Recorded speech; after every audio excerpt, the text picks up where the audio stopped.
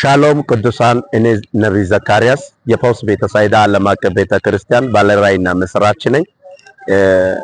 ዛሬ ወደ እናንተ አንድ ማስታወቂያ ይዤ ነው የመጣሁት። ከፊታችን ሚያዝያ 8 እስከ 11 ድረስ በክርስቶስ ዓለት ህብረት ዓለም አቀፍ ቤተክርስቲያን በሚገኘው ታላቅ በመንፈሳዊ ኮንፈረንስ ላይ እኔ በመገኘት እዛ ቦታ ላይ አገለግላችኋለሁ።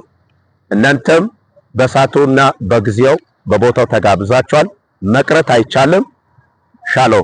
ሻሎም ቅዱሳን እኔ ነብይ ዘካርያስ የፈውስ ቤተሳይዳ ዓለም አቀፍ ቤተክርስቲያን ባለራዕይና መስራች ነኝ።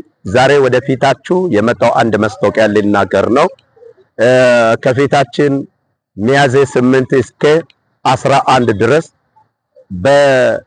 በክርስቶስ ዓለት ህብረት ዓለም አቀፍ ቤተክርስቲያን የተዘጋጀ ታላቅ መንፈሳዊ ኮንፈረንስ አለ። እዛው ቦታ በመገኘት እኔም አገለግላችኋለሁ።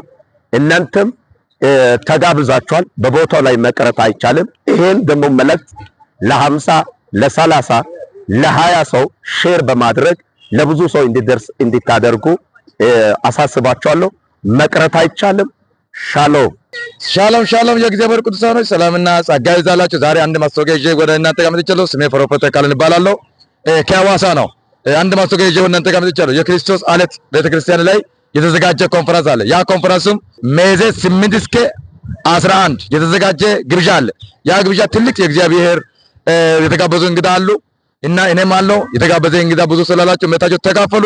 ሐዋሳ ዳቶ ሳውዝ መግቢያ ነው የሚገኘው። ተባረኩ። ሻሎም